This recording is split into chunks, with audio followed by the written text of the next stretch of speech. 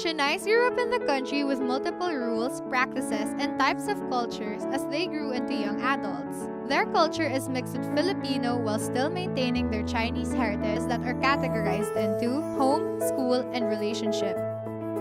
In a Filipino-Chinese household, they are required to speak in Hokkien, especially when they talk to their grandparents or parents because if they don't, they are ignored.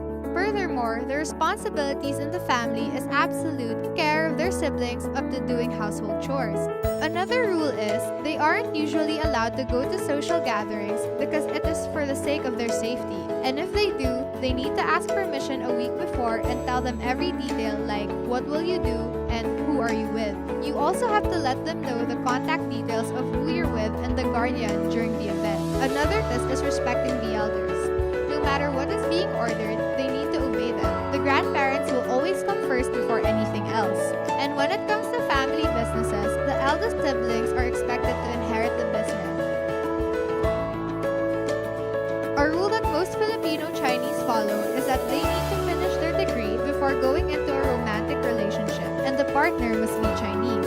The reason that the partner should be Chinese is so that there will be no cultural differences and that they are able to continue their tradition. But before anything else, the parents will conduct a background check and usually ask who the suitor's parents are. Take note, not all Filipino Chinese follow strict traditions, but what's important is the way of life is instilled.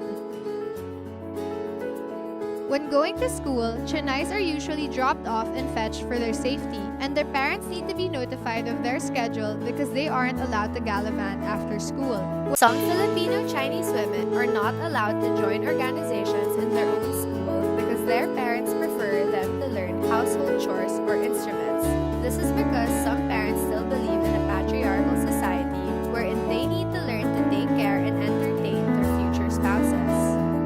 When they get home, they need to do their homework because it is a must to have good grades and to be on top of their class. Having these kinds of practices for the Filipino Chinese preserves their identity as a Chinese woman and to not forget their heritage. Also, it is a way for them to pass it down to coming generations.